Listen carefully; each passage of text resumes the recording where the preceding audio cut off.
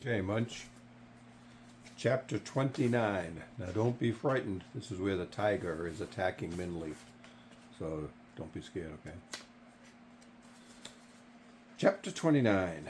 Minley's screams seemed to freeze in the air. The tiger leapt at her, his scowling mouth glittering with pointed teeth, his blade-like claws rushing toward her. Minley knew there was no escape.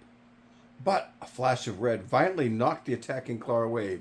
Minley gasped as Dragon roared, the tiger's claw ripping into his arm. With the brutal force of his other arm, the dragon threw the tiger back, forcing it to fly in the air. "Go away!" Dragon thundered in a voice that even made Minley quake. She would never have imagined Dragon could speak that way.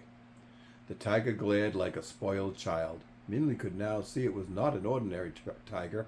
It was bigger than a horse or buffalo, and it was a dark, dusty green, like the color of sand dirtied from ocean foam. Even in the dim light of the moon, Minley could see its eyes glower with malevolence. "Go!" Dragon commanded again.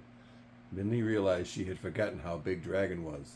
The tiger was large, but Dragon was bigger, though the viciousness of the tiger's expression made them seem evenly matched. But the tiger gave another malicious snarl and turned away.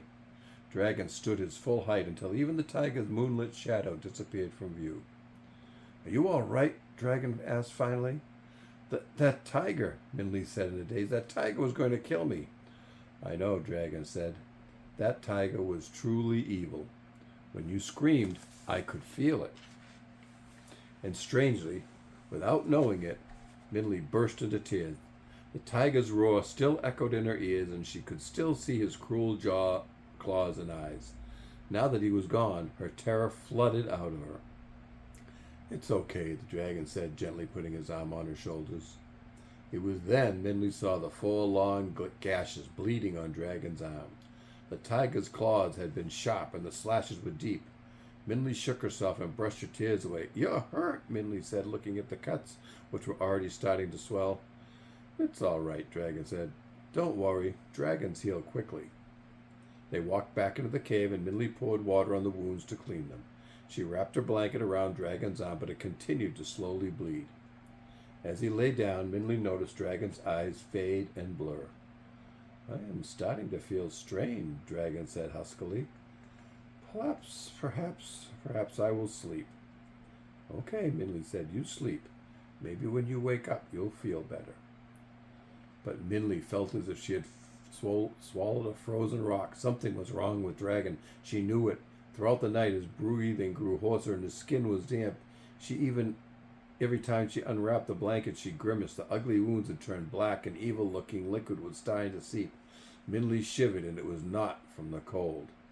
"He's getting weaker," Minley thought. "Something is very wrong. I have to do something. Dragon needs help, but I don't want to leave him. What am I going to do?" By the time the first light of the sun crept into the cave, Dragon's breathing was rough. When Minley shook him, he did not wake up. Minley felt a surge of panic. "I don't know what to do," she thought desperately. Her quick-thinking mind darted like a flustered butterfly. "I know," she thought. "I'll go to that village. Maybe someone there will know what to do."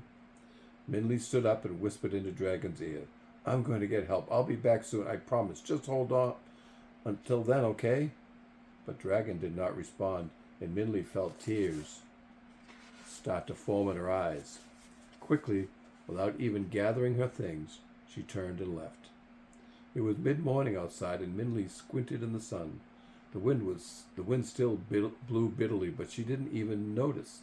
Instead, Minley began to run toward the patch of yellow in the distance. That is the end of chapter 29, Munch. Chapter 30 is a long one, so we'll get to that one next. I love you. Bye.